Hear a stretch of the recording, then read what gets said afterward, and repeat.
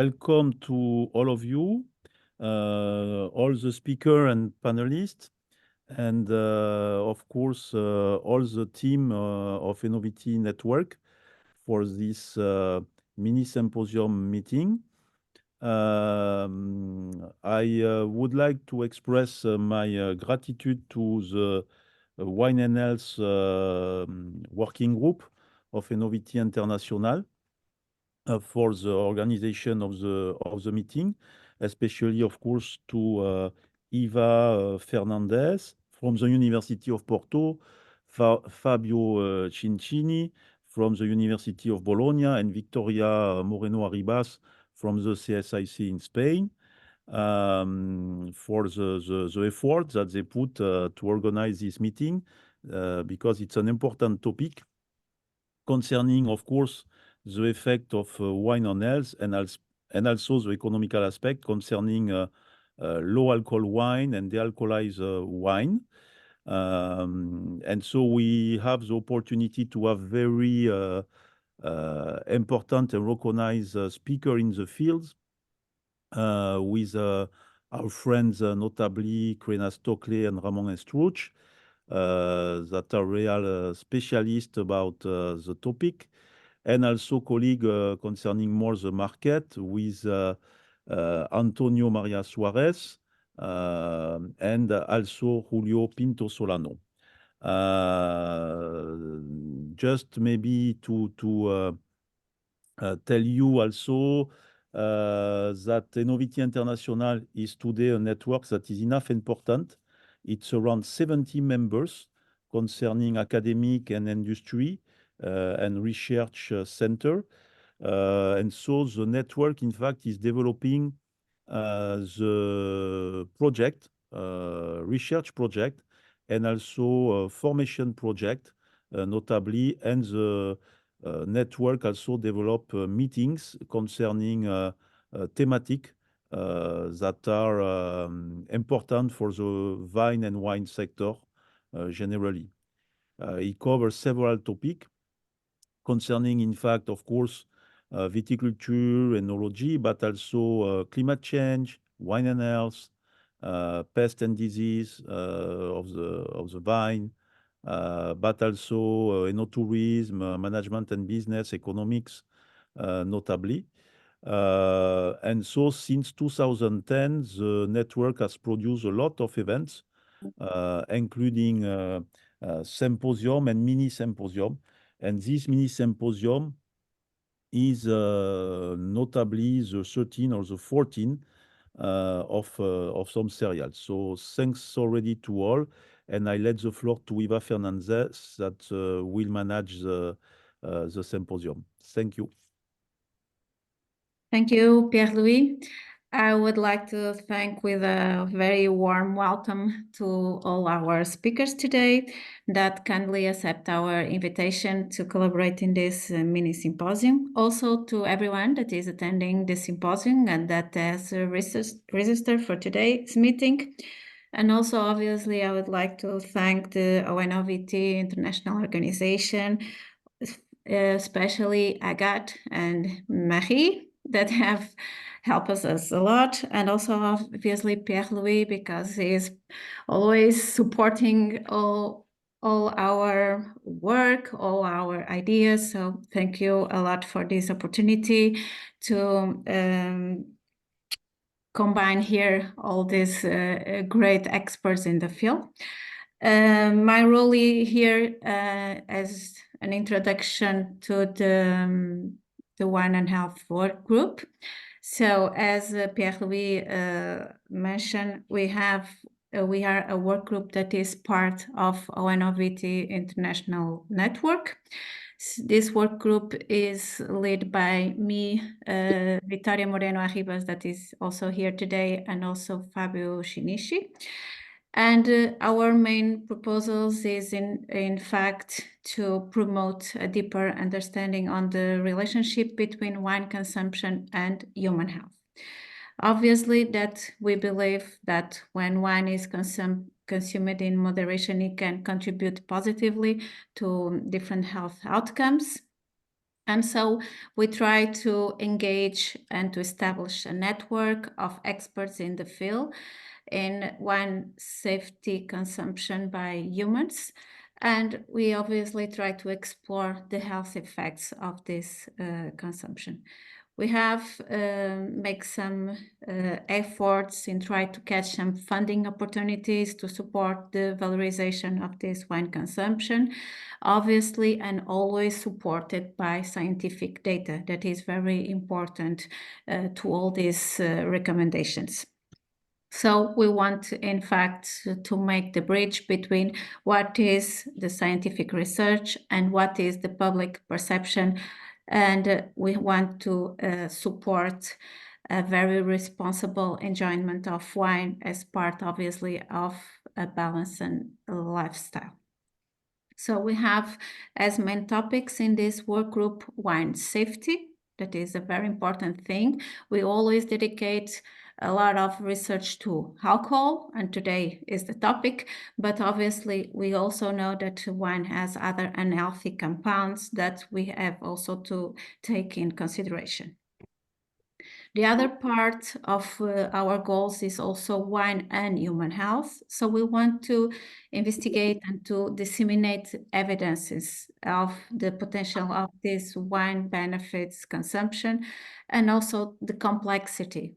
Should we have health claims related to wine? Should we have nutritional labelings in wine? What are the nutritional health claims that we can add? So there are a lot of questions that we can contribute and help to clarify. So in fact, what we want is to engage different experts in the field, to engage collaboration between different institutes and try to promote this community that working together could make, in fact, the difference.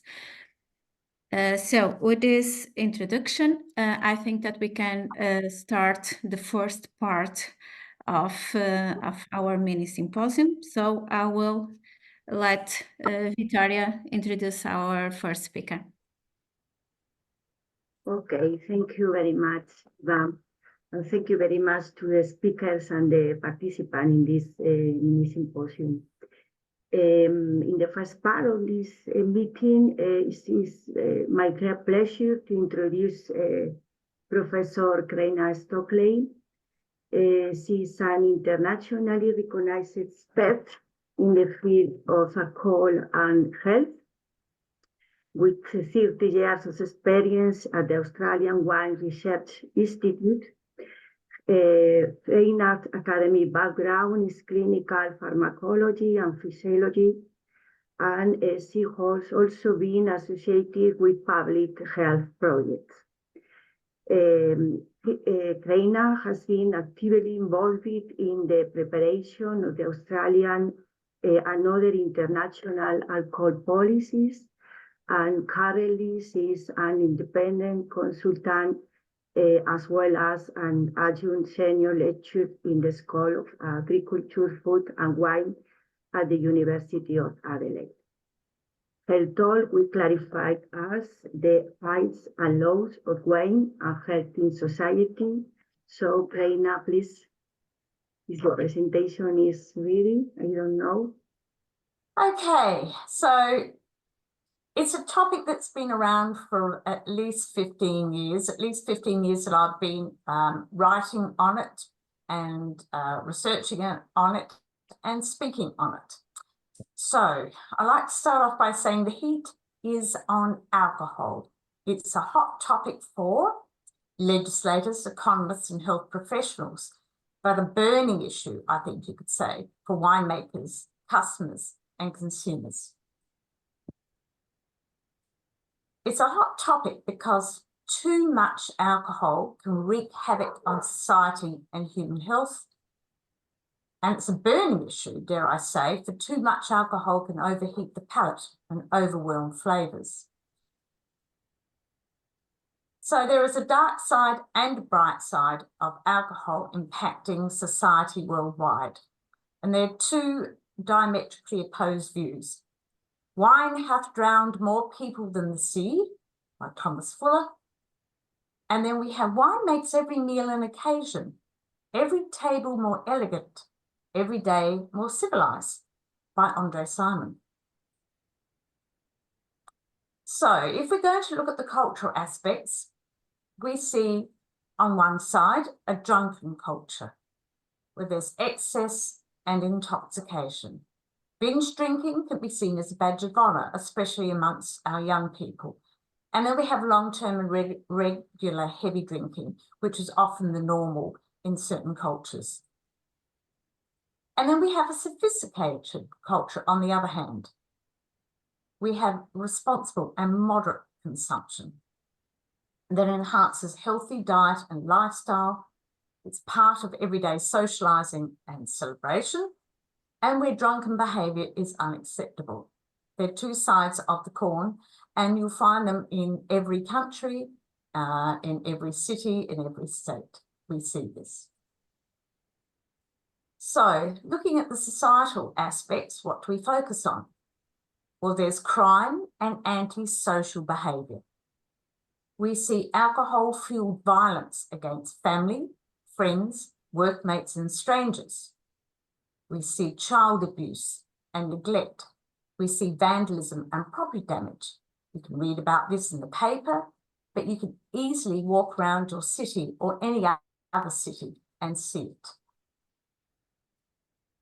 But again, on the flip side, we see companionship and convivial socialising. We see food and wine enjoyment and pairing. We see relaxation, have a glass of wine with a meal with friends. We see wine used in celebration, and it's a first choice lifestyle. And then we look again at the health aspects. We see the effects of high-risk drinking habits. We see these effects on liver cirrhosis, pancreatitis, and certain cancers. We see fetal alcohol disorders. We see brain damage in young children. We see alcoholism and drug dependency, and morbidity, suicide, and mortality. But again, the flip side is we see benefits from moderate wine consumption. We see a reduced cardiovascular risk, a reduced risk of diabetes, a reduced risk of certain cancers, and a reduced risk or delay for dementia, including Alzheimer's disease. And these benefits from moderate consumption are actually very important globally when you look at the projected all-cause mortality for 2030, where ischemic heart disease remains the top cause of death, and diabetes is about the fifth, and certain cancers not quite so high, but it's certain not all cancers, and definitely by this stage now in the top 10, dementia and Alzheimer's disease have come into play. And then we look at the safety aspects. And this is something that we can often read on the bottles of wine labels, or we can see on consumer websites. We have hazardous behaviour and accidents. We have road-related injuries and fatalities. That's why we often have a blood alcohol concentration in place. We see workplace injuries and fatalities, and we see family and street violence. But then again, there's another flip side. Responsible behaviour and mature attitudes. We see no intoxication and drink driving, no intoxication in workplace, and no harmful and hazardous activities. And then we have the legal aspects. We see bad alcohol-related behaviour. That's drunken family and street violence, as I said before, harm and mortalities. We see this very much in our courts. We see workplace injuries and fatalities, again, in our courts, and road-related injuries and fatalities in our hospitals and courts. And then we have in place legislative and regulatory measurements. We see liquor control laws, strict anti-drink driving legislation, which has been in Australia, for example, for the last 30 35 years. We see mandatory labelling on most alcoholic beverages, and we see policing and law enforcement, especially at festivals and other occasions where public drinking is going to be. And then we have financial and economic aspects. The negative impacts are lost productivity and absenteeism, unemployment and homelessness, healthcare services burden, welfare system burden, and insurance costs. But again, the flip side, wine is a positive contributor, a generator of tax revenue for our countries, sources of employment, sources of exports and foreign revenue, and a stimulant to hospitality and tourism. I'd just like to dip into the wine quality aspects, which I know are coming up in the second session. But we have unbalanced wine. We have excessive alcohol can burn the palate, overwhelm flavors, and increase hotness, bitterness, dryness, roughing, metallic, too much. But a balanced wine, these attributes need to complement each other. No single one of them is to obstruct the palate. There will be an alcoholic strength, residual sugar, acidity, tannins, fruit, just right. So, going back to Australia, to put it into perspective, alcohol levels have increased by at least 2% in the past decade. This is because we've had warmer, sunnier climates, longer hang time on the vines, higher sugar levels in grapes, and higher ethanol levels in wines. And the consequences have been greater fruit flavour complexity, riper fruit flavours in fruity wines, softer tannins in silky wines, and more full-bodied wines. So, why would we be interested in lowering alcohol levels in wine? Well, I think it's quite clear from what I've said. Social, healthy and safety reasons, political and legislative reasons, financial and economic reasons, product quality, and importantly, consumer preferences and market demands. I think that's quite leading. And the approaches we can take, viticultural practices, fermentation and winemaking practices, post-fermentation practices in engineering, technologies, and importantly, marketing to make people understand and become educated about the potential benefits of lower alcohol levels in wine. Indeed, marketing, for marketers, you need to consider your market segment when producing wines with high alcohol levels. The consumer needs choice. So, zero alcohol wines has been an interesting topic of much debate in the last 5 years in particular, but there's been more in the public press and even in the peer-reviewed press in the last 12 months. It can be considered a harm minimisation tool. We see direct substitution of higher alcohol containing beverages, higher wines, for lower and zero alcohol wines. To help with the health effects for addiction, we see them supporting people in social situations. But interestingly, these products may be of lower risk, but not necessarily of zero risk that's been pointed out. And this is because it can be considered a gateway drink, a relapse trigger, that they carry the risk of precipitating and promoting alcohol consumption, particularly in certain vulnerable and at-risk populations. Substitution as an alternative to alcohol does not address the factors that may strongly influence drinking in individuals with alcohol use dependency problems, such as the socio-cultural environment and peer influences, and education to the wider community about these risks is required.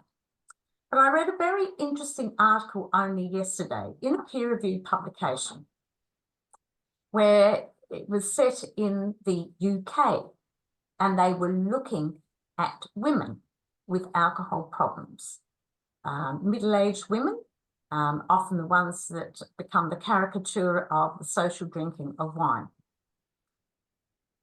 And they looked and they interviewed these women, and these women used the 0 and lower alcohol wines very successfully as direct substitution and to support them in social situations where they consider them to be not just lower risk, but virtually 0 risk. So that's trying to put this in context for you, why it's important to consider having lower alcohol and 0 alcohol wines in the product mix, and the importance that they can play in society, especially society where alcohol consumption per se is problematic or potentially problematic. So I'd like to summarize by saying it's all about balanced views and wines. Thank you. Thank you very much, Creina, for this wonderful overview. Thank you. The question will be later at the end of these 2 presentations. So our next speaker is Professor Ramon Estruch. Hello, Ramon. Professor Ramon Estruch is Senior Consultant of the Internal Medicine Department of the Hospital Clinic of Barcelona.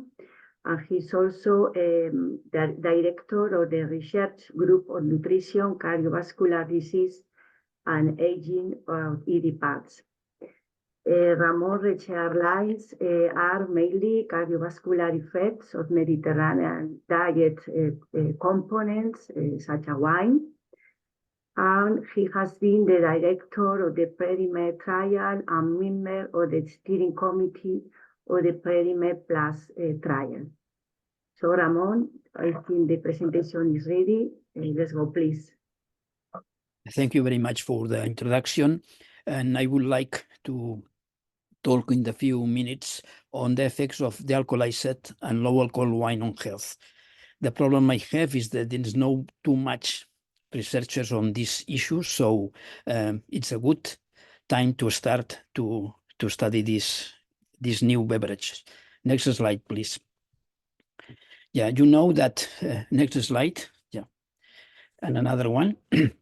You know that when we look for the global burden of disease in this last paper on Lancet, dietary risk was in the second place behind high blood pressure on the reasons to have the disease on the body. And alcohol use or abuse is much long. So I think always we have to put the wine and the alcoholic beverage in the context of the dietary pattern, because sometimes it's more important dietary pattern than the alcohol that we use. Next slide. This is a landmark study that helped me to explain my reasoning speech. This study was performed by the Harvard Group and was published in Circulation in 2018 and analyzed the impact of lifestyle factors on mortality or life expectancy in a huge amount of US population. There's more than 100,000 subjects followed for 30 years. That it's not a stop. It's a long time. And they found that there are 5 items that may help in life expectancy. One is no smoking, all agree. Another is to maintain a low body mass index. Another is to follow a healthy dietary pattern, and also to exercise more than 6 hours a week, and a moderate consumption, and either like moderate consumption of alcohol. No wine or alcohol beverages, between 5 to 15 grams a day. If you don't follow these 5 items and you are a woman of 50, you will live around 28 and 29 years. But if you follow the 5 items, so you drink a moderate amount of alcohol, you will live for 43 years. So it's a big differences between one and another side to be there. Next slide. In this sense, if you are, next slide. Yeah, you are in the 5 points of these items. If you don't drink alcohol, you may lose around a decrease of 19% of all-cause mortality, 10% of cardiovascular death, and to reduce 9% of cancer deaths. So you can see here that alcohol in moderation may help in this case to reduce all-cause mortality, to reduce cardiovascular mortality, and to reduce cancer mortality. So we are sure that alcohol in moderation plays a key role in your life expectancy. Next slide, please.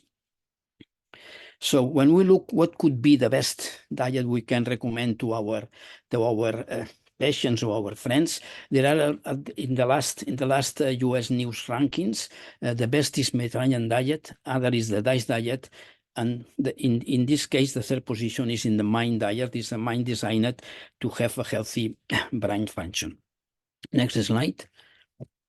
And this is another meta-analysis of British Medical Journal just recently published. You can see here that Mediterranean diet is in the first line, reduce again all-cause mortality, prevent cardiovascular mortality, stroke, and so on. So Mediterranean diet is really the healthiest diet we can follow, and Mediterranean diet include a moderate consumption of wine. Next slide. And this is the pyramid. We represent the Mediterranean diet. We have in the corner that a moderate consumption of wine is one of the pillars of this diet. Next slide. So, yeah, okay, you can go to the other one. So the problem we have is what would be the effects of the alcoholic beverage on health. It's alcohol or it's the non-alcohol compounds of the alcoholic beverage, like polyphenols, that is really different if you are in the red wine or you are in the white wine, the difference of polyphenols. Some effects of the alcoholic beverage like wine is due to alcohol. It's, increase HDL cholesterol, reduce inflammation, and reactive protein, and also have effects on platelet aggregation, thrombosis, and coagulation. And another part, this is also important, is the phenolics that increase nitric oxide, improve endothelial function, reduce LDL oxidation, and so on. So part of the healthy effects of wine is due to alcohol, and the other part is the effects of the non-alcoholic compounds, mainly polyphenols. So we want to move from one side to the other. We have to be sure that we don't lose these effects of alcohol that are contained in the wine. Next slide. So the key question is, we can do to make a wine without alcohol with the same effects of alcoholic wine, because the effects are due to ethanol or to the phenolic compounds. Next slide. So we know that alcohol by itself and in alcoholic beverage has a G-shaped curve. This is very known. This is an old study by Giovanni Di Gaetano that I like too much. And this is a base point in 40, in this case, in 40 grams a day that you pass to the other throat, that is increased mortality. So all agree that alcoholic beverage, including alcohol, has a protection of cardiovascular, of total mortality, cardiovascular mortality, and so on. Next slide. In the Predimed, we also, in another sense, to analyze what happened with the people who follow Mediterranean diet or a low-fat diet in 7,447 participants who were followed a mean of 5 years. Next slide. And we also analyze what happened when the people drink wine or don't drink wine in this group. Next slide. We know that Mediterranean diet decreased by 30% the incidence of cardiovascular events in the group treated with intervened with Mediterranean diet plus extra virgin olive oil and nuts. But when we analyze the effects of wine in this cohort, as a cohort, we found that 20% of the effects of Mediterranean diet may be attributed to wine, and 20% is a big percentage to take into account. Next slide. And when we analyze also the relationship between polyphenol intake and mortality, we show that the people who has a low intake of polyphenols because they don't drink wine, don't eat enough legumes, vegetables, and so on, was very significant increase in mortality. So polyphenols also play a key role in the effects of the Mediterranean diet. And we have taken into account that wine, the alcoholized and low alcohol wine, is plenty of polyphenols. Next slide. The problem is how much one side or the other side can be useful. In a study we made around 20 years ago, we compared the effects of 30 grams of alcohol as gin and 30 grams of alcohol of red wine during a month in healthy males, and we saw that the anti-inflammatory effect depends more of the polyphenols, the non-alcoholic contents, than the alcohol content. And you can see was a decrease in these adhesion molecules related to atherosclerosis after the drinking of red wine, a month red wine, compared that there were no changes after the drinking of gin. So in this case, this anti-inflammatory effect of the alcoholic beverage have to be attributed to the polyphenols. Next slide.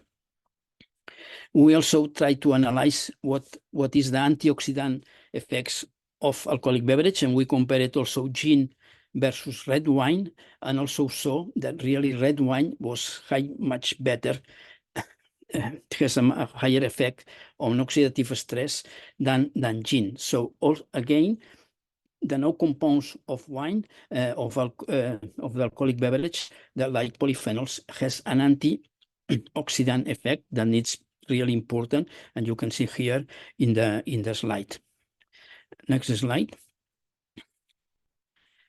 In another trial, we compare regular wine, it is alcoholized wine, the alcoholized wine that was performed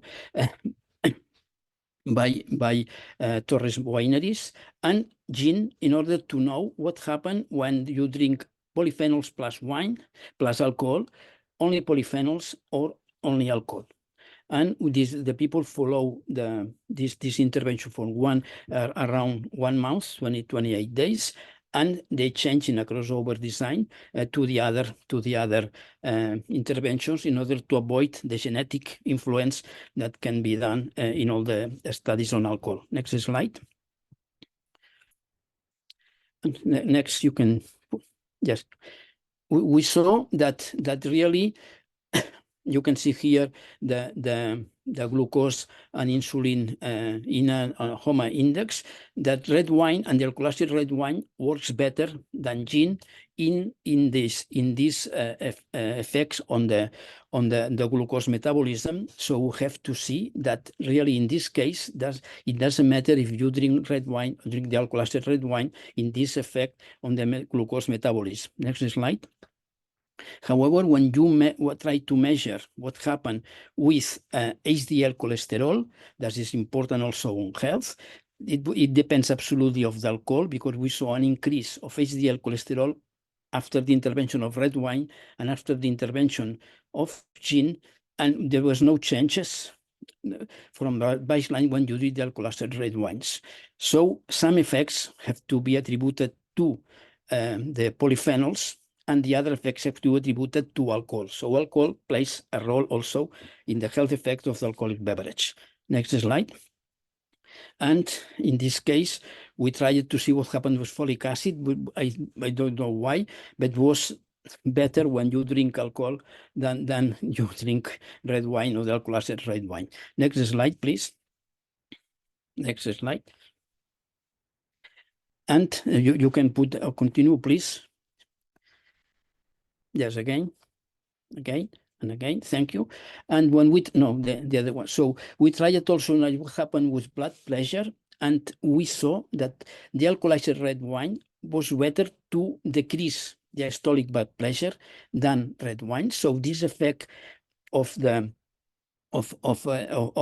wine have attributed to polyphenols, and was related to an increase in nitric oxide that vasodilate the arteries. So in this case, the alcoholized red wine was better than red wine, and of course better than gin. So some aspects are better if you use the alcoholized red wine compared to regular red wine. Next slide. So we have to know what happened in the viability of the polyphenols like resveratrol, what happened when you drink alcohol or non-alcohol. In this case, you can see here in a study was published by a fellow of Barcelona, and you can see what was the absorption of resveratrol, T-resveratrol and T-resveratrol after to drink red wine, after to drink grape juice, or after having a pill. You can see here that maybe the effect is somewhat higher when you drink regular wine, Merlot, compared to the grape juice, but it's no so big differences. But of course, you can use a pill substituting wine or grape juice. Next slide.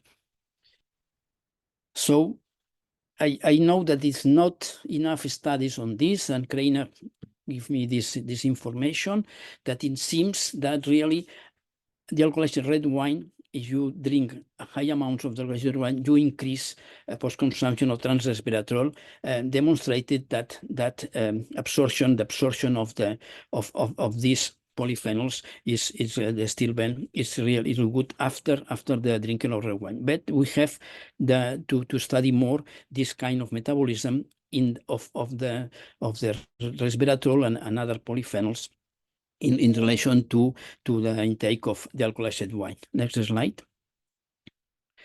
But now we have, because the wine makers have to do it, use another kinds of Saccharomyces cerevisiae and non-Saccharomyces are able to produce low alcohol wine. That is, I think it's a good idea, but we have to demonstrate that it really works, as I try to explain in this lecture. Next slide. So compared with the standard wines, may have several social and health benefits, and Creina has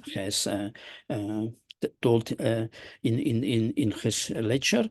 But so we have to look for a high quality light wines in order to what happen. The people who are sensitive to the effects of alcohol, it would really be interested in selecting a low alcohol wine for lunch and dinner. However, unfortunately, we don't have studies right now to say that it's good or not the good, or so good is enough on health. Next slide. So comparing to other, next slide also.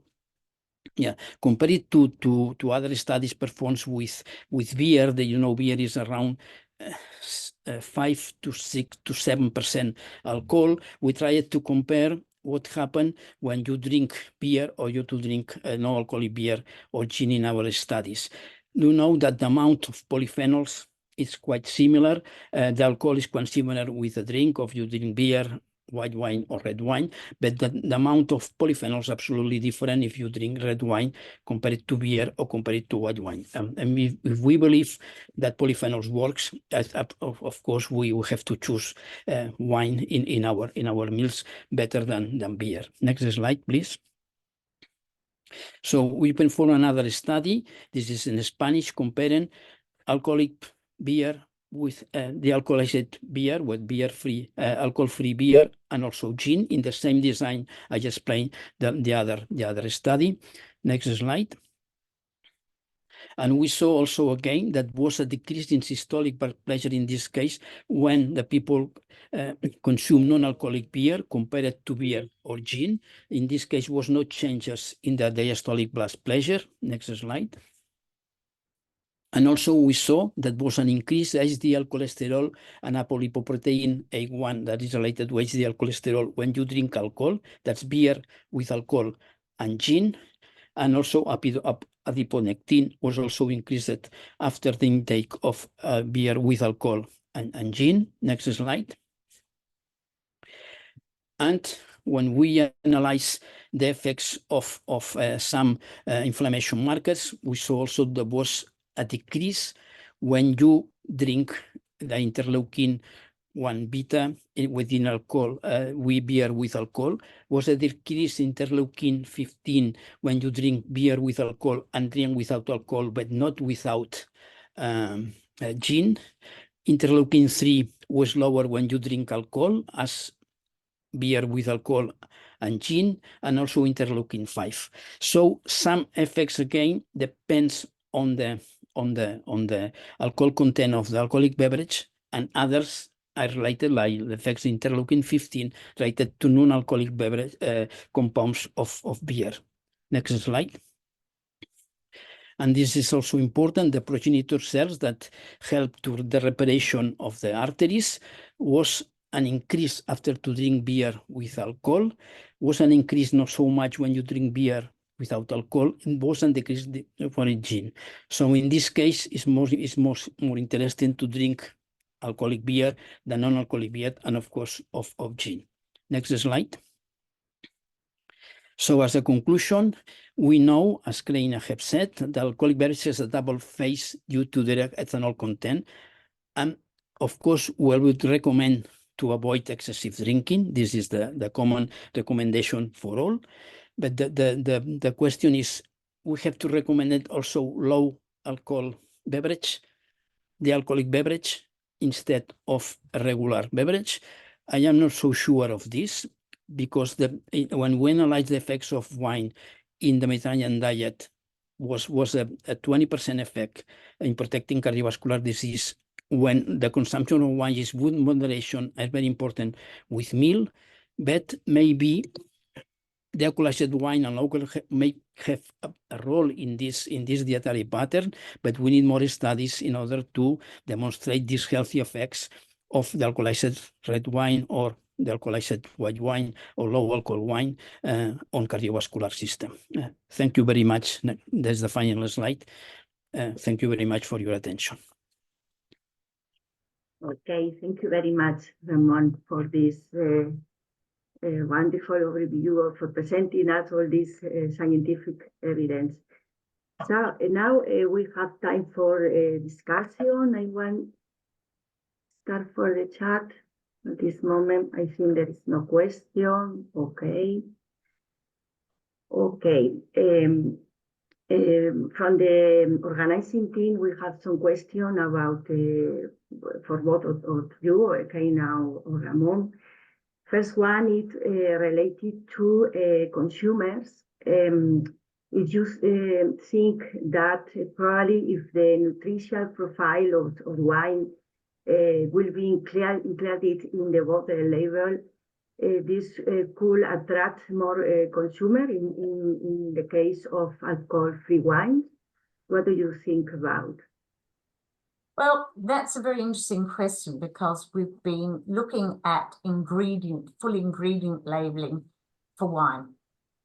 The consumer information out there is that consumers will look at the label once, maybe twice, but not necessarily when looking at it for health, but more or less looking at it for something that they may not particularly like. So if you're trying to use it as a marketing tool to, I don't think it is appropriate. I don't think it works.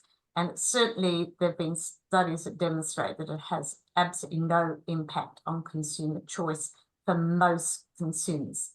Interestingly enough, more consumers are concerned about whether a wine is organic rather than the ingredient labeling or the health content. I don't think it just comes down to education, because it's got to be someone who's interested in knowing. And consumers, we know, choose a wine for very many different reasons. But the English study was very interesting, the most recent one that was only published about 2 months ago, where we looked at women that had alcohol problems. And yes, they did choose these lower alcohol wines because they felt that they could remain socially connected by substituting the products that they'd normally drink, and to change their patterns of consumption. Okay, thank you. Thank you very much. I don't know if Ramon has another comment, probably.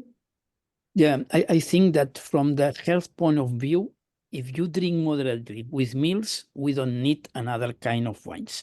But because some people don't like to drink if have to drive, or some people don't want to drink because to practice exercise and so on, I understand that the alcoholized wine may play a role, but the taste has to improve a lot because some people don't like because the taste is not so good.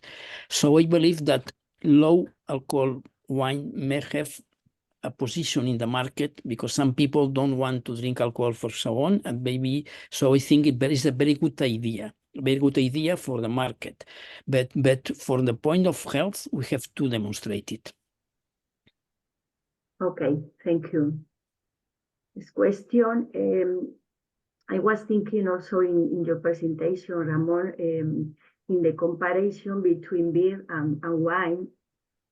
When you show the slide regarding the polyphenolic content between the two drinks, my feeling is that not alcoholic wine tend to have lower polyphenols than conventional or dark wine. Probably most of the published studies available are reported with condition for this low alcohol or disalcoholic wine that are not a commercial wine, because normally they are laboratory wine alcohol. What do you think about? Because really there is a lack of studies with commercial not alcoholic wines. And in my opinion, probably I think that the technology that are using the companies for this type of wines could impact in the phenolic composition of this product. What do you think regarding? Yeah, when we try to compare the same amount of polyphenols between regular wine and the alcoholized wine, we realized that with inverse osmosis, I think was the way that they managed to alcoholize the wine, they lose polyphenols with this method. So we have to give one drink in regular wine, 1.5 drink of the alcoholized wine in order the intervention was the same amount of polyphenols. So with the technique, this is so important. You have to maintain the amount of polyphenols and the quality of these polyphenols. This is it's the goal of the industry. And I realized that in some things was better the alcoholized wine, like in blood pressure, that is the most important cause of death in the world. So reducing blood pressure is a good. So they have a room, the alcoholized wine, in people who are with hypertension and want to decrease this. So yes, I agree, and I think that low alcohol wine has to be in the market. Has to be in the market in order that people can choose in a restaurant. When we prepare these studies comparing wine and alcoholized wine in the Torres wineries, we compared alcohol with some different strengths of wine with different strengths of alcohol, and we use non-alcoholic wine that is minus than 0.5% of alcohol. But if you drink a wine with 1%, 2% or 3%, the taste was much better. So we realized that if you put a little amount of alcohol, the taste improves. But this is only my experience in one trial. But I think that a little amount of alcohol improves the taste of the wine and will be easier to sell in the market also. I think Julio would like to answer, please.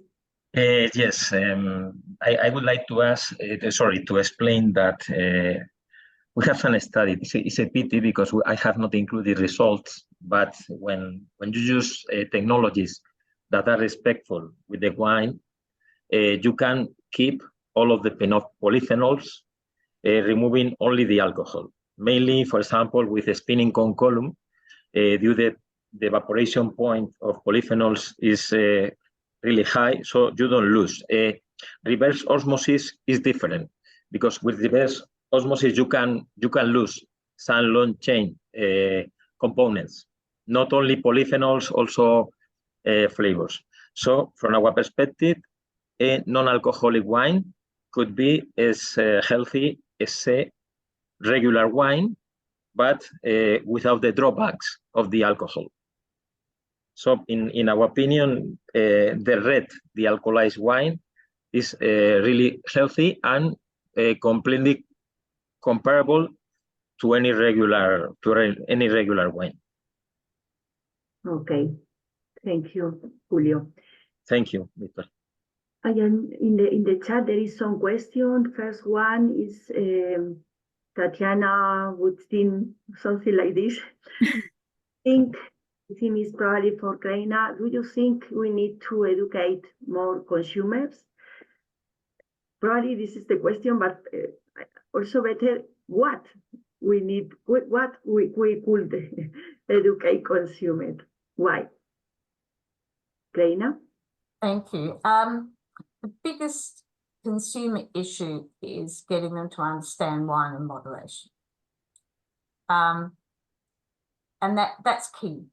As we know, moderate balanced diet, balanced lifestyle includes moderate wine consumption, and it's trying to understand what moderation is.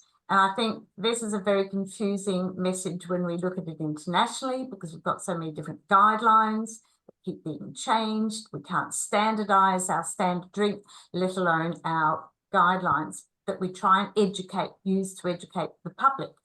So we really need to come up with a guideline that consumers are comfortable with and can understand on many levels, not just on the health levels, but on the societal levels. And that's no mean feat, because no one, including the WHO, have actually been able to agree on this. There's always some caveats.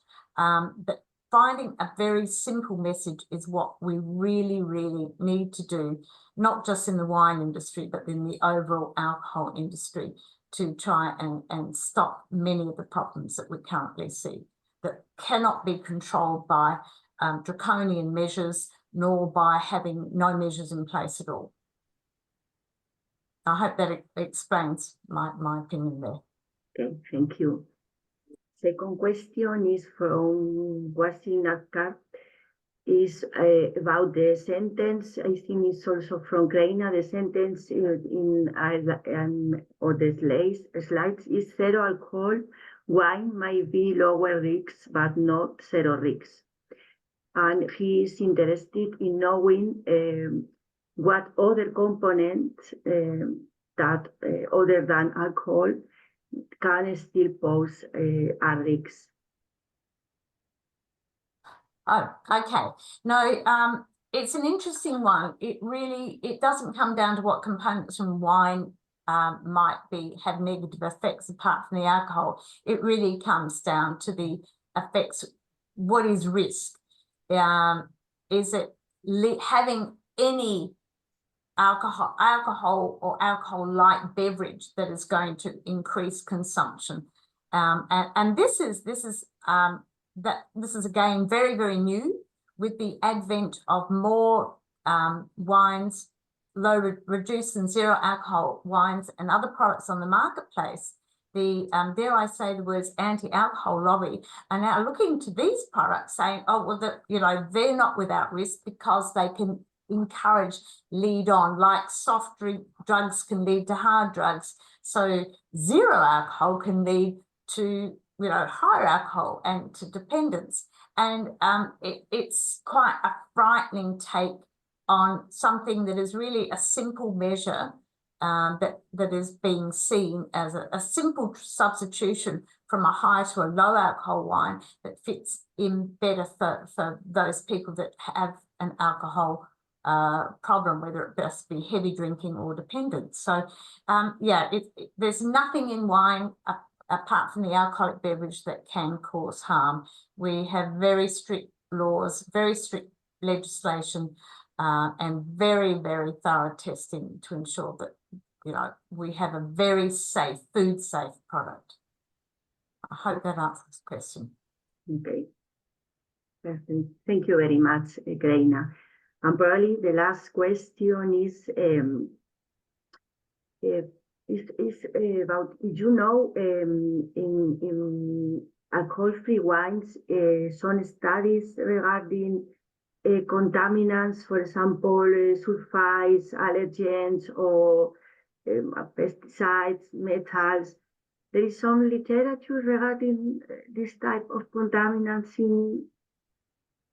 if you know scientific evidence. I think there is lacking also, but yeah, definitely there's no evidence to consider that these wines would be have more problems. In fact, given in particular the spinning cone technique, it would be less likely.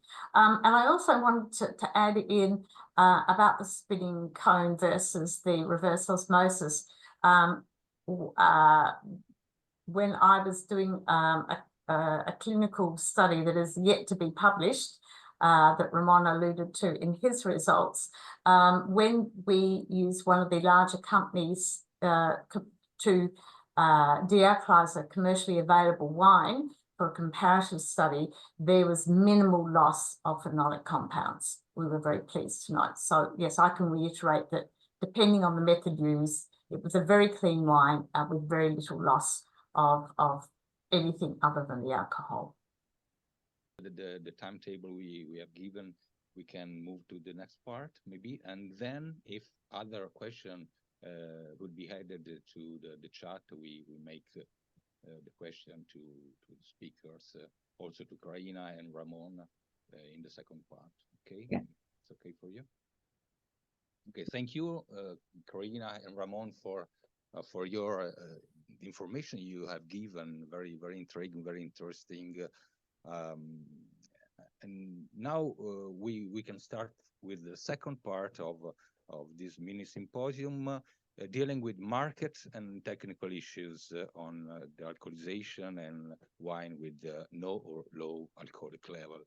So it's my pleasure to introduce António Maria Soares Franco, Administrator, Executive Board Manager of José Maria da Fonseca Vinho, Portugal. Dr. Soares Franco has a degree in business management from Catholic Lisbon School of Business and Economics, and he started his professional career with Procter & Gamble and as responsible for trade marketing and food and beverages categories for Portugal, and later in Madrid with responsibility at national level. And he completed his MBA in the United States at Columbia University, where he was also teaching assistant of corporate finance. He joined José Maria da Fonseca in 2005 with the role of marketing and sales director. And since 2011, he is an executive board member, and in 2020 was appointed as co-CEO with central responsibility on the areas of marketing and sale. He is now also director of ASIBEV, the Portuguese Association of Wine Producers. So the title of his presentation is Original Alcohol-Free Wine, a Case Study. So please, António, could you share your slide? Well, thank you, Fabio, and thank you for the invitation to be here and to present our case study. Okay, I'm speaking on behalf of my family business, José Maria da Fonseca. We are a company based in Portugal and now on the 7th generation of the family, so it's my generation. Just a quick overview of the company. So this is the family right now. This is the motto of the company: family of wines, wines of a family. So basically it's wines that belong to a family, that have a face, that have a character, but it's a wide portfolio. It's a big, diverse portfolio, including alcohol-free wines that I'm going to speak later. And we believe this is a good summary of what the company is all about. Some key facts: we were founded in 1834, so This year, it's our 190th anniversary. We're getting close to 200 years old. So it's going to be a good celebration for the company. We are present right now in more than 70 export markets. We are a very much export-focused company, more than 30 different brands. We have the oldest table wine in Portugal, which is called Periquita, back in 1850, when it was created. As I said, we operate in many different regions in Portugal, so here the diversity of wines that we offer. We also own a big amount of vineyards, more than 650 hectares of vineyards, which allows us to control very much the quality of the raw materials of the grapes that we use to produce our wines. And we are, of course, 100% family owned, and the family is also involved in running the business. This is one of the latest accolades that the company received back in during the pandemic. We were named by Wine and Spirits one of the top 100 wineries in Portugal. And I think one of the good characterizations of our company is a blend of innovation and tradition.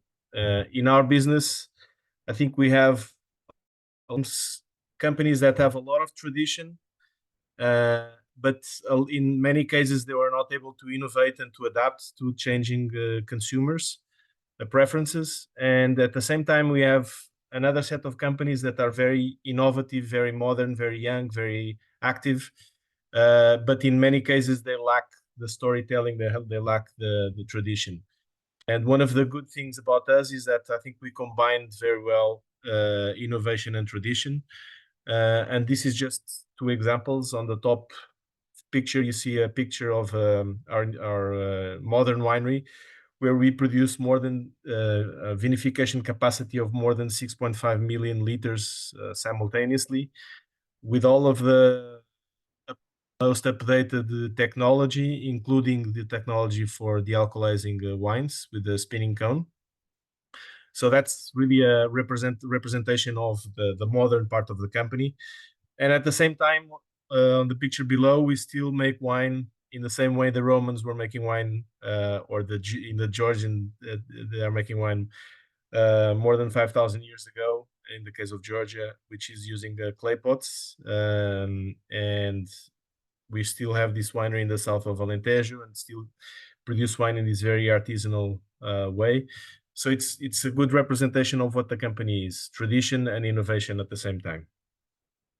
Speaking of innovation, we created alcohol-free wine, dealcoholized wine. We have purchased the spinning cone technology back in early 2000s, and initially we purchased this equipment more for desulfitation of the wines. Even though we started in those days to do trials of dealcoholizing wine, and it took us a few years to develop a product that we felt comfortable. And then later on, we decided to innovate again and to shake the market and to introduce alcohol-free wine. We didn't introduce it with this name, with Original. We used an existing brand that we have, which is called Lancers, which for us was the most non-like wine brand that we have. It's the brand that we felt we could make more innovations. And in the end, we found out it was actually a mistake, because the consumers, we felt when they look at alcohol-free wines, they have mental barriers, mental prejudices that this is not a real wine, that this is a juice. And so by communicating alcohol-free in a non-wine brand, we were not helping to overcome these barriers.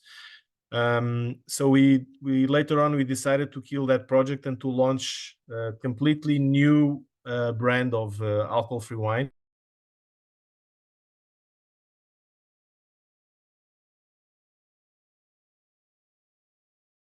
Do you see the presentation now? Yeah. Okay. Yeah. You have to put as a full presentation. Okay, that's right. Thank you. All right. So on the white version, which is actually the most successful SKU for us, we use the grape variety Muscatel, which is variety that we have widely planted in our region. And because Muscatel is such a very aromatic variety, we believe that this is the most appropriate variety to use in the alcohol-free wine. And the reality is that we believe that the final product, spinning cone, is very much very similar product to the real alcoholic version of the wine. We believe that the spinning cone is really helping to preserve the aromas and flavors of the wine, and we are seeing the very good results of this in different markets. On the rosé and red, we use Syrah, which is a variety that we also believe, on one side, from the characteristics of the variety, given the structure of the Syrah wine and the qualities and the aromas of Syrah, and also being a world-recognized grape variety that's easy to communicate. We use the Syrah for the rosé and for the red. So the alcoholization, many of you are familiar with the spinning cone. It's a natural process. We have the wine was already a finished wine. It was fermented like a real red, rosé, and white wine. So we go to all the process to have the finished wine, and then after the wine is fermented, we put the wine on the spinning cone, and it removes the alcohol by vacuum distillation at low temperatures, and we get this final product with less than 0.5% of alcohol. António? Hello. Sorry again, my computer seems to have frozen. So I will just continue the presentation without the presentation. Okay, so I was saying that this brand that we launched, Original, is now launched in several different markets. Now we have listings in customers like the SAQ in Quebec in Canada, very successful, in Systembolaget in Sweden, in Portugal in several major retailers in Portugal, and it's been quite successful. We have requests for many importers and retailers all over the world, so we see there is a big potential for this kind of wines worldwide. There is also challenges producing this wine. One of the challenges is, of course, to get the taste to be close to the real product is a challenge, and it's not easy to get to a final product that everyone is happy with. It's easier to do that with the white and with the rosé. The red is much more difficult to produce a red wine with similar qualities as the alcoholic version. And another challenge also is the cost of producing this wine. Contrary to what many people in the market might believe, is actually much more expensive than producing a red normal wine, because we need to produce the wine, and then we lose part of this wine in the dealcoholization process. We have energy. We need to be very careful with the bottling of the wine, because the alcohol-free wine is an unprotected wine. So alcohol helps to protect the wine as well. So we need to be very careful with the bottling processes of the wine.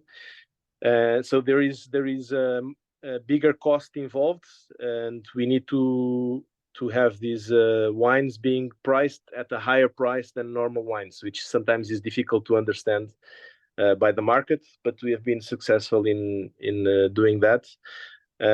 We've sold last year, for our size, it's not a huge number, but we sold 120,000 bottles of alcohol-free wine in 2023, which is an interesting part of the business, and we believe it's a part of the business that is going to continue to grow, and we want to continue to exploit that in the future. And just as a final information, on our website, on our online shop, the alcohol-free wines are the #1 selling wines in our online shop. So it shows that there is a market, and what we see is that the consumer is very loyal. So the same people that buy, they try and they buy again and they buy again, because of course there is not much competition, not much offering of alcohol-free wines, and if they like the product, they continue to buy it. And interestingly enough, is the #1 selling wine in our online shop, and we are very happy with the results. So I'll be open to questions at the end of the presentations if you would like. And thank you again for the invitation. I'm sorry for the technical problems, and I will also be able to, on the video that I was trying to show, I'll try to post the link on the chat. Thank you, António. Thank you, and it's a interesting story of a success for a product very, very innovative as yours. I just want to say that if the audience has questions, they can put in the chat, and we can make the question at the end of the next speakers. Who is António? Julio Pinto Solano.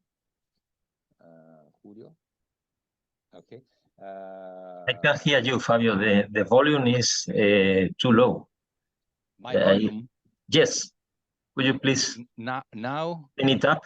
Yes, a little bit better. Thank you very much. I'm sorry for this.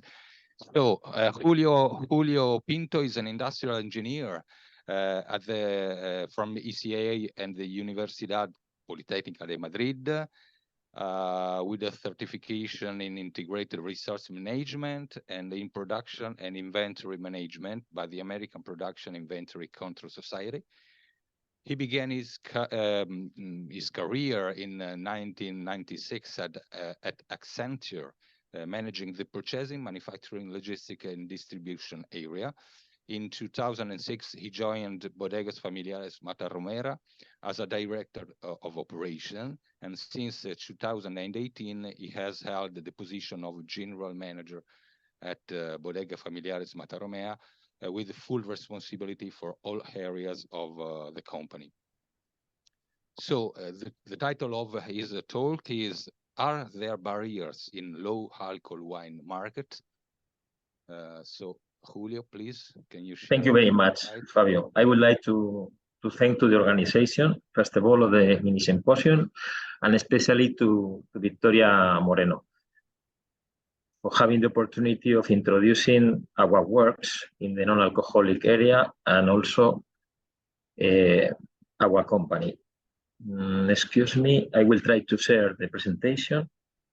Yes, please. I hope that everybody is watching the presentation. Okay, yes. Thank you very much. So, as mentioned, I am the general manager of Matarromera Family Wineries. Bodegas Familiares Matarromera is a family-owned company. Our founder and president is Mr. Carlos Moro. He has dedicated his whole life to the harvest, to the growing of grapes, and to select the best areas for winemaking in the best areas of Spain, mainly on the north, Ribera del Duero, and some of the appellation of origins. But he was also a visionary, anticipating the trend of the non-alcoholic wine 20 years ago, more than 20 years indeed. We are present in 7 appellations of origin in Spain: Ribera del Duero, Cigals, Toro, and Rueda, the 4 classic appellations of origin of the Duero River, and also Rioja, Ribeiro, and Rías Baixas, with different brands: Matarromera, Emina, Val de los Frailes, Sayán, Rento, Cien of Carlos Moro, Casar de Vide, San Claudio, Viñacaíra. We sell the products in around 80 countries, but some of the brands are really, really new.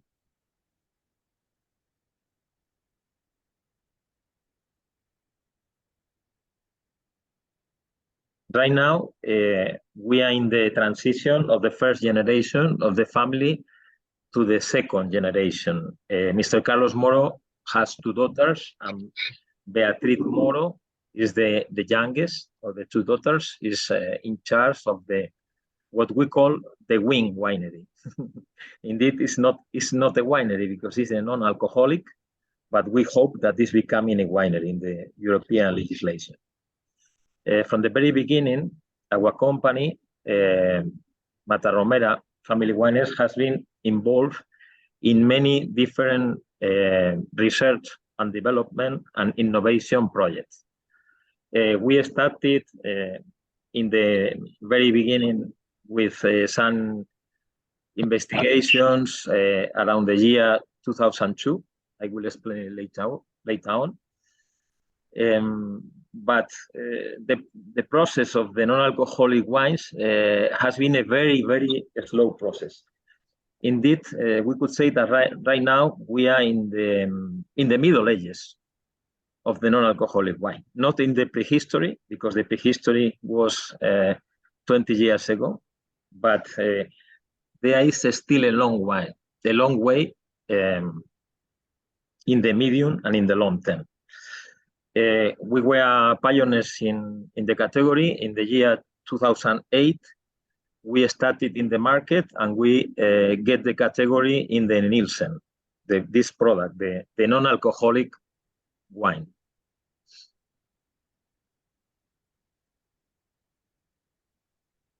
As mentioned, this is the history of our company, Sinalcohol, and our products. We started in the market in the year 2008. In the year 2002, we started the first conversation with capstones in Spain, in Valladolid, Castile and León, regarding the treatment of the alcohol, because when you remove alcohol, alcohol is subject to taxes, and it's quite delicate question. We decided to change the brand because we started on my back. I have the inauguration of the plan in the year 2011 with the Minister of Innovation, Mrs. Cristina Garmendia at the time. In the year 2010, also, we requested a world patent regarding the alcoholization, and the patent was conceded in the year 2011. If someone is curious, you can check on the internet and type Julio Pinto, Carlos Moro, Vanessa Cortijo, and there is a world patent that is available on the internet, as mentioned.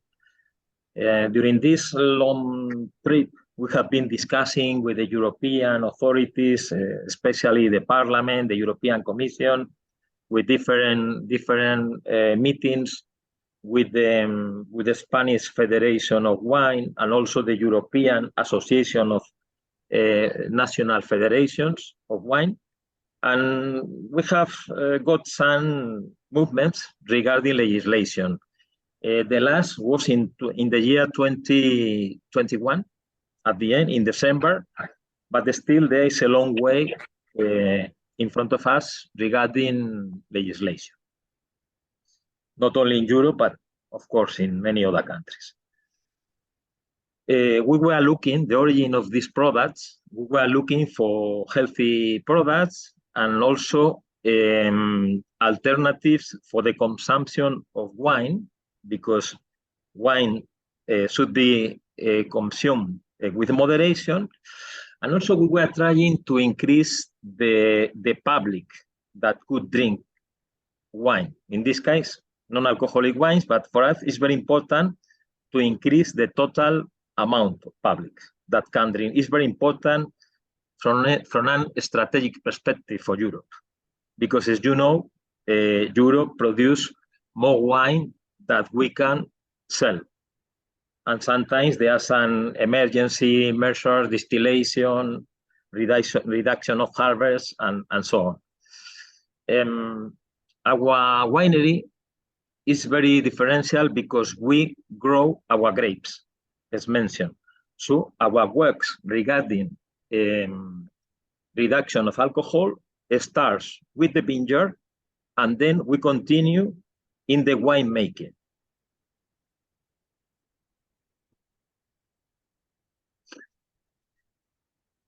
And we are able to produce, as mentioned, we have developed some technology and technology adaptations, mainly based on the spinning cone column, but not only, because the spin cone column has restrictions. So we have been researching with different projects. We have invested a lot of money trying to improve technologies and to develop home technology. Indeed, we are thinking about a second world pattern in the near, maybe next year or in 2 years' time, because right now I am not only a technician, I am a manager, so I am very busy, but I have a very good team, and they are thinking about a second world pattern.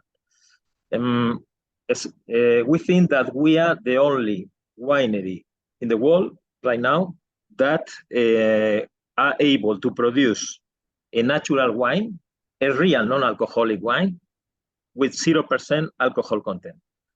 I am not going to extend about this, but as mentioned, we keep all of the polyphenols, anthocyanins, antioxidants in the final product. So we think that these products are really healthy. They can be consumed without moderation, of course, at any time of the day, by any public. And honestly, we don't think that there is a risk of changing from the non-alcoholic wine to the low or to regular wines. We have been improving the tasting of this wine, and we are going to continue in the medium term, improving the alcohol perception and feeling. Right now, we are going to start 2 new research projects in order to improve the product that are in the market. The product that are in the market contain all of the knowledge that we have developed during the last 20 years. We don't have any card on the sleeve. Right now, we need, these are the cutting edge technology.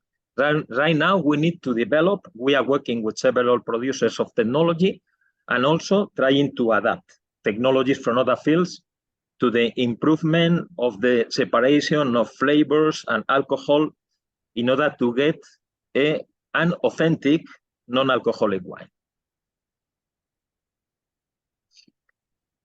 Our wines, non-alcoholic wines, are certified vegan and gluten-free, and they can be drunk by a very, very big amount of public.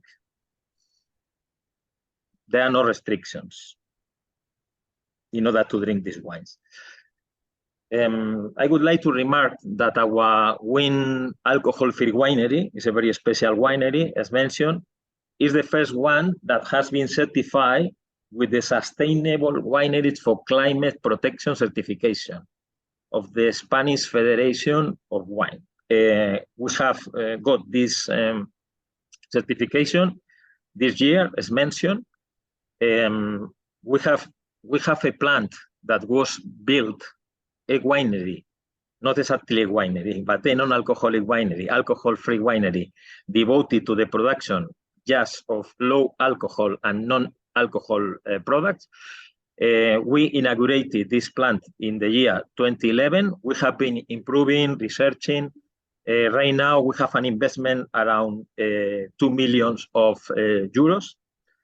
That is almost in place, more than 50%. We are changing technology. We are improving the best before, for example, because with this product, it's mandatory to have a best before. With some wines, it should be, but it's not in Europe. So we continue improving and improving the products, and we will continue in the future, because we think that is a very huge opportunity for producers. We have a very large portfolio of the alcoholized wine because we are betting on this field. We have wines partially dealcoholized, 5%. We have partially fermented must and then dealcoholized to 0%, as this product that you can see. And we have also a classic line trying to imitate wine. That is one Verdejo, one Tempranillo, young red wine, 12 months of aging in oak barrel. And after this aging, we dealcoholize completely. We separate the natural flavors. We remove the alcohol. We put back the flavors. From that perspective, we are unique. Even nowadays, we have not competitors. I am very respectful of any product on the market, but we can discuss about this later on. We have also one sparkling from Verdejo, white sparkling, and also one sparkling rosé with Tempranillo and Verdejo.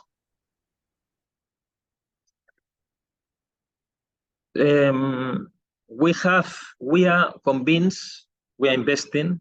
We have invested a lot in research and development. We are investing now in new technology. We are going to invest in the future because we are convinced that non-alcoholic wine is has arrived not only to stay, but to increase.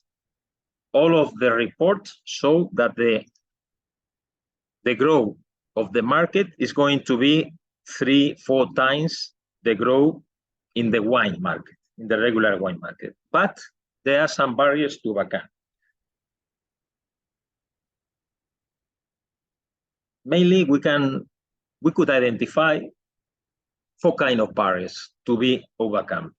Consumer channels of commercialization, regulations, very important, and environmental. From a consumer perspective, we feel that there is a very big barrier. That is the confusing environment of the non-alcoholic wine. Why? Because there is not a legislation in Europe. So far, there is not a legislation. Indeed, it's not possible to use the alcoholization wine, even if it is included in the European legislation from the year 2021, from December, concretely, we cannot use it because it's not developed. I will speak later on. So right now in the market, there are proliferation of competitors with technologies that are not respectful with the wines, with high temperatures, with high pressures, that are low cost, low quality. So it's very difficult for the consumer to identify.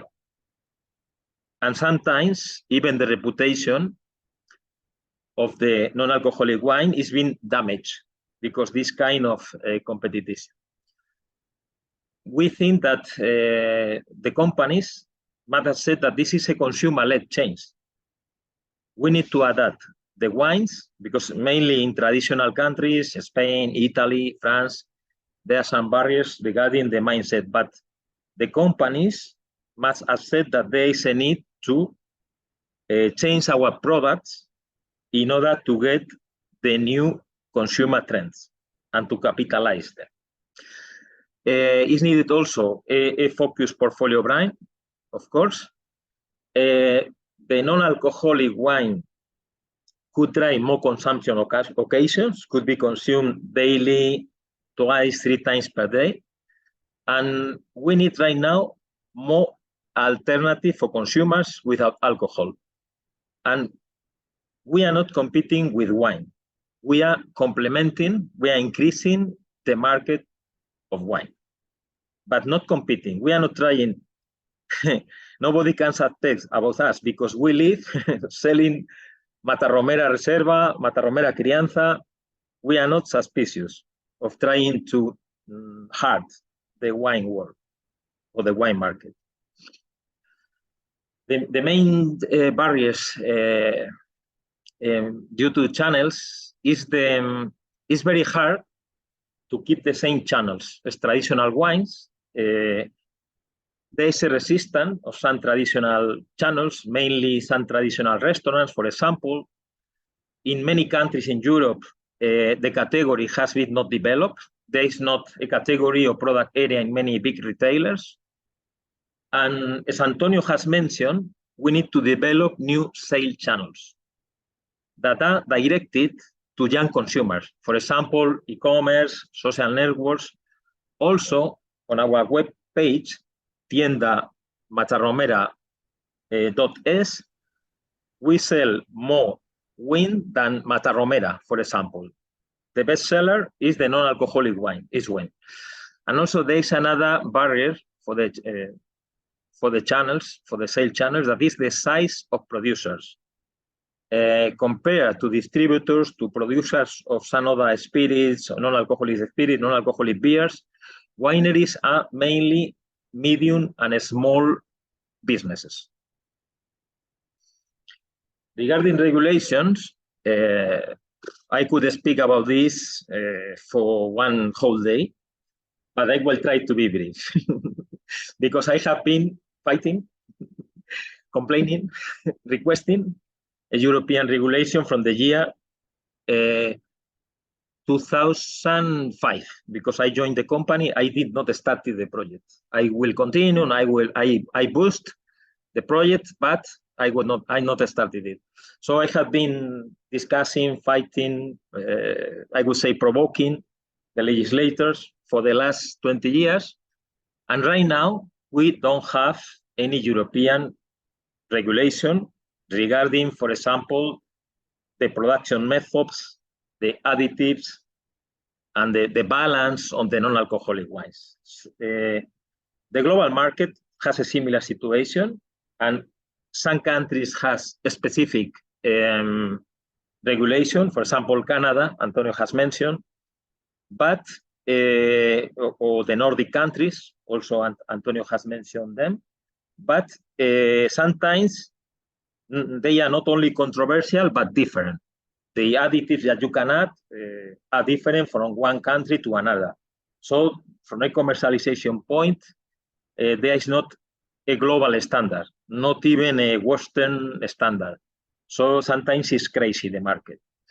And why? Because sometimes there is a lack of knowledge by the legislators. Normally, the legislation of non-alcoholic wines is being produced by people that is very knowledgeable about wine, but not knowledgeable about balances, about the alcoholization of wine. Sometimes it's a little bit, I finish the meetings with some desperation, we could say. And very important right now, organic dealcoholized wine are not regulated. We are waiting, but we have no news from the end of the year 2021, as mentioned, so more than 2 years without news regarding the European legislation. I think my opinion is that bureaucracy is excessive in Europe, and things move forward, but very, very slow. And regarding some of the barriers, environmental barriers, for us, we produce only high quality dealcoholized wines or non-alcoholic wines. So we use craft processes that consume water and energy. As António has mentioned, the non-alcoholic wine is more expensive than the regular wine, but it's more energy and water consuming because we need to perform some processes on the final wine. Our raw material is a final wine that is ready to be bottled normally. So we add cost and we add environmental issues. We must continue optimizing this process. We have some objectives of reduction, of course, inside the certification. And we have also the same barriers of climate change because we are growing grapes and we are producing wine before dealcoholizing it. Regarding the global supply chain, we export around 80% of the production. So we should continue to look for sustainable supply chain with focus on reduction of emission of CO2 gases, reduction of the greenhouse effect, and also optimization of the use of water. And of course, climate change mitigation. And another barrier is that we must continue, because in wine market is a traditional wine, and part of the non-alcoholic wine is going to be in the wine market. So we need to continue reducing the packaging, starting with the, of course, the weight of the bottles. We have been reduced during the last 3-4 years, and we will continue, and also reduce the material. For example, right now we are working on a sustainable production of the labels with the sub-products from the vineyards, with the wood from the vineyards after the cutting of the sticks. And that's all. Thank you very much for your attention, and I can answer any question. I will propose a toast without alcohol and with wine in order to finish. Cheers. Thank you, Julio. Can you hear me? Yes, now yes, okay. I can hear. Not a little bit low, but I can understand. Okay. Can you switch? Okay, perfect. Thank you so much, Julio, for your presentation. I must say you have given a picture of low or no wine, no alcohol wine, a picture that what interested to me is that what you and António said about the no competition with conventional wine. I think it could be important to understand that no alcohol wine or low alcohol wine could have a different street to pursue to gain the consumer. Another it's not in competition with the conventional wine. It's another product, and maybe this could be helpful, even if when we think that not necessarily we have to compare the sensory characteristic of this kind of wine with the conventional wine, right? So is not, maybe could be not entirely true that we must produce a no alcohol wine that has the same sensory features of a conventional wine. This could be a way to address the selling of this product, the spread of this product, maybe. There is a question from Ramon.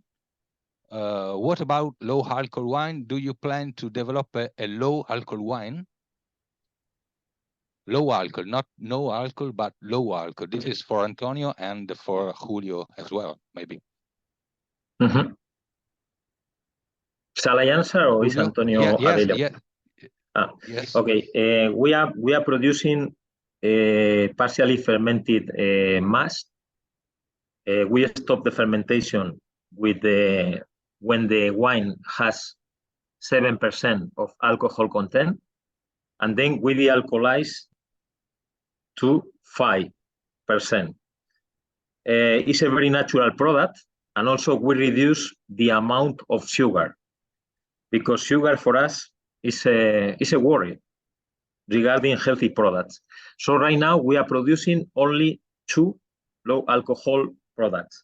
It's a Verdejo with 5% of alcohol content by volume, and a Rosé with Tempranillo and Verdejo, also 5%. And with medium content of sugar, because it's we try to separate this product completely. It's a modern, the label is really modern style, and we try to separate this product from the traditional, because from a wine making perspective we are very traditional. Matarromera is an iconic winery and we want to continue being in the next 20-40.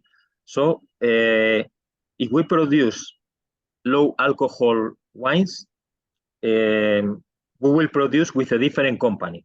The name is Sin Alcohol. There is no Mata Romera at all on the labels. It's a spin-off because we want to be a player, indeed two players in both different markets. For us, non-alcohol wine is a very different market from traditional wine.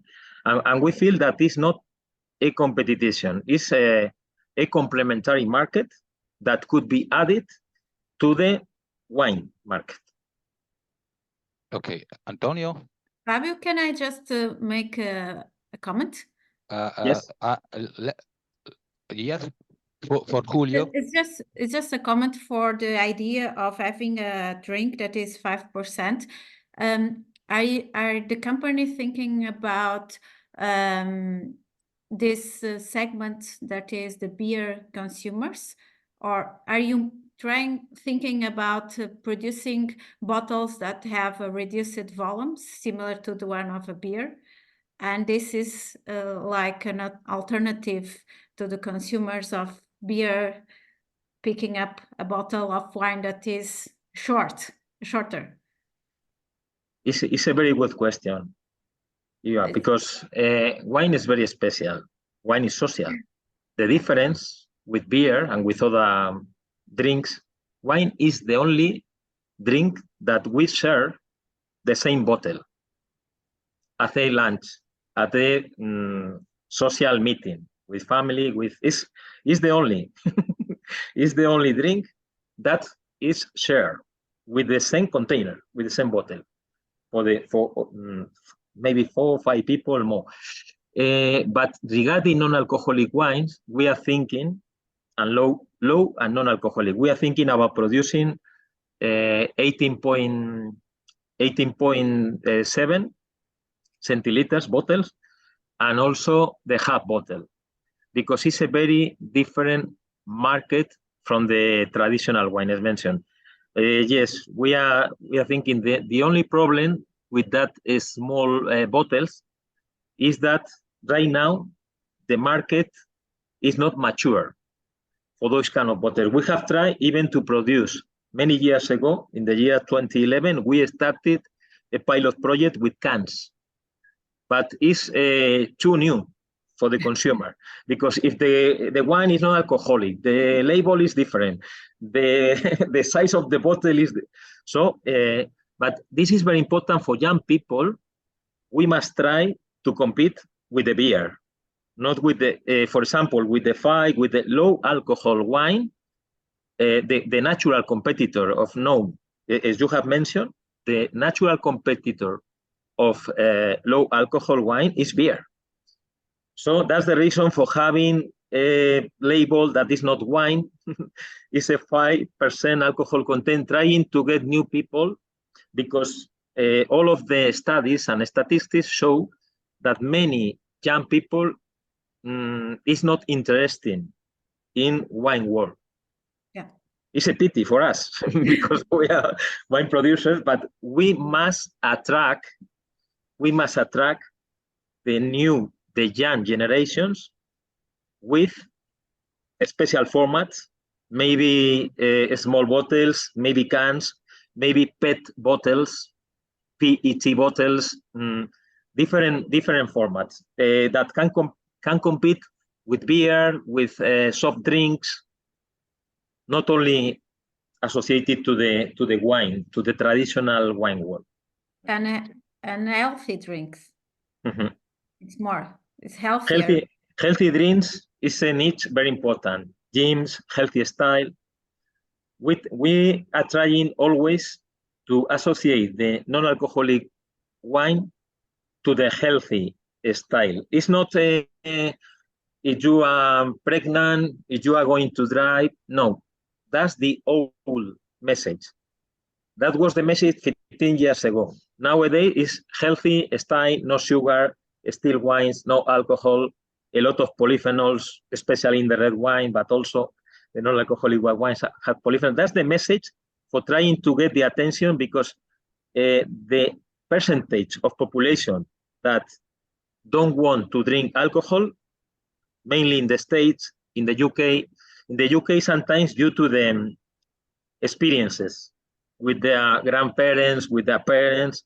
But right now, there is a huge opportunity. But as you have seen, there are right now no alcohol, spirits.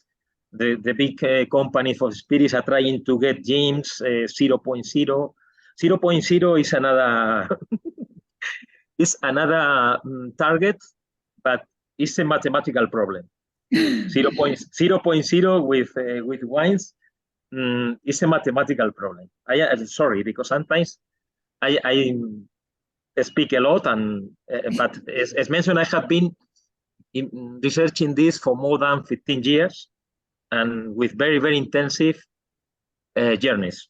When I was the general manager the operational manager till the year 2018, I have been in charge of the development of this product. So excuse me if I am very intense sometimes. Thank you so much. António, would you add something from your experience? Yeah, I think Julio already mentioned quite a few very interesting things. I think we look at alcohol-free or low alcohol wines, not necessarily as competitors of beer specifically, but it's more in terms of a consumption occasion. And if you look at the consumption occasion, the consumers are choosing right now a very wide array of new products. If you look at the United States, for example, the growth of RTDs, the growth of hard seltzers, now the growth of cannabis-based products, there is a lot of different alternatives for specific occasions, and I think no alcoholic wines or low alcoholic wines can help wine-based products compete in those occasions and compete with these other kinds of drinks, and so we are enlarging the consumption of wine, because in the end we are making our product based out of wine again, and I think we are increasing the consumption occasion for wine-based products. Okay, I'm going to read some questions from the chat. The first one is linked to packaging for both of you. Are you looking to alternative packaging solutions like bag-in-box or pouch or PET bottles? António? In terms of alternative package, we as I said, we already the alcohol-free wine is a wine that has an added cost versus the alcoholic version wine. When we look at PET, for example, it has our bottling lines are not prepared for PET, so we need to use an outsourcing facility for this. So this would add an extra layer of cost, which we need to evaluate if it compensates for the market. In terms of bag-in-box, yes, we have a bag-in-box facility in our winery, and it could be an option. Always looking at, as I said before, we need to be very careful with this product, because alcohol-free wine is a product that is not protected by alcohol, and in the past we've had issues with this product, specifically with the re-fermentation of the wine. So when we are studying these different packaging solutions, we need to make sure that we will not run into problems later on in terms of re-fermentation of the wine in this alternative package. Clear. Julio, I know you already mentioned PET bottles. And yes, we are researching alternative containers, packaging, alternative bottles, bag-in-box. But as António has mentioned, not only from a safety perspective regarding the fermentation, we must take into account that with alcohol, the product is more fragile regarding oxidations or the permeability of these containers. The PET, for example, should be very special. We have performed several research and development projects, and for example, bag-in-box should be very special, not a regular wine, not a regular bag-in-box for wine. So definitely, we should continue researching these new containers, these new bottles, but it's going to be a very, very long trip because non-alcoholic wine is much more fragile. Without alcohol, everything from a technical perspective gets more difficult. Okay, I think we have just time for just another question. There are a couple of questions already, but I think one could be accepted for the time needed. This one from Wasim. Are there several techniques for wine dealcoholation, reverse osmosis, spinning cones, column, and so on? Which technology do you think is the best for obtaining best quality dealcoholized wines, regardless of cost or any other thing, in terms of quality? I think. Well, I think both myself and Julio are going to say the same thing here, which is the vacuum distillation using the spinning cone, which we believe treats the wine in a more gentle way and preserves more the aromas and flavors of the wine. We believe that from the products we have tasted in the market is a technique that has a better finished quality for the alcoholized wines. I agree completely with António. For us, the best technology is the SCC, the spinning cone column, by far. But we should keep attention on the new technologies because the spinning cone column has some restrictions regarding the final content of alcohol because the flavors mix with the alcohol and have restrictions. So for us, it's better a combination of SCC with technologies for separating flavor from alcohol. Because as mentioned, our target in the medium term is the 0.0, but real non-alcoholic wine with preserving all of the original flavor from the original wine. Okay, thank you. There are a couple of questions already, but I think I don't know if Agate is agree with me. We can send the question to the speakers or for all the four speakers and give the answer to the mail of who wrote the question to answer directly to they, maybe. Yes. Agate? No, but I can answer. I can say yes. There is no problem, perfect. Fabio, to do it. Yes. Okay, thank you. So we are in shortage of time, so we must to give the conclusion of this I think beautiful mini symposium. I let the speaking Eva for the conclusion, and I just want to thank you, all of you, for this very, very interesting meeting. Thank you. So on my side, thank you all for participating in today's mini symposium. It has been a truly engaging and insightful event, and I think you all agree that was filled with stimulating discussion and very valuable exchange of ideas. We have to thank, obviously, our speakers for all the shared expertise and all the perspectives that you have talked about here today. And I also obviously want to thank all the participants we have here more than 60 participants today. It was very good on an holiday day, at least here in Portugal. And we have to conclude this event, not to let anyone. So I will a little bit reflect on all the knowledge and all the connections that were made here today between health, between industrial partners, between consumers, because we also have a lot of consumers here present. And so our opinion is also obviously very, very important. So I would like that this could be the beginning of a very interesting collaboration between very multidisciplinary group of expertise. So maybe later on we could engage and we could start some kind of project to reply to some of the problems, some of the challenge that were discussed here today. So we look forward to future opportunities to come together to share ideas. And just to finish, thank once again your committee, your contributions, and all the time that you have dedicated to this symposium.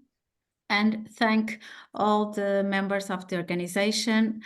And I hope you can talk about Wine and Health Work Group and talk about OENOVITI International Network in your institutions. And I hope you can join us, because it will be very good for us to enlarge our group and the expertise that you have with us. So I think I don't know, Pierre-Louis, if you want to add something, some comments or... I think that you say already everything, so I just have to thank all of you for the nice event that you have prepared and accomplished. So just maybe to give a few more information. Tomorrow it will be another meeting that will be what we call a sprint meeting, but in fact it's on a game. Concerning viticulture globally, and it's also another way to be approached for wine, and also operation, how to manage our environment, and also the product, of course, and you know how much we are very happy to learn about the best way to give the tool for everybody at each level to know about the wine, how we produce the wine, and how to drink the wine. That's also one of the points that I wanted to add to the very nice event that was prepared by Hiva and the team of the Wine and Health group of OENOVITI. Thanks to all of you, thanks to the speakers, thanks also, of course, to Agathe and Marie for the support in the organization. And so we wish you all the best for the next event of the network. Thank you very much.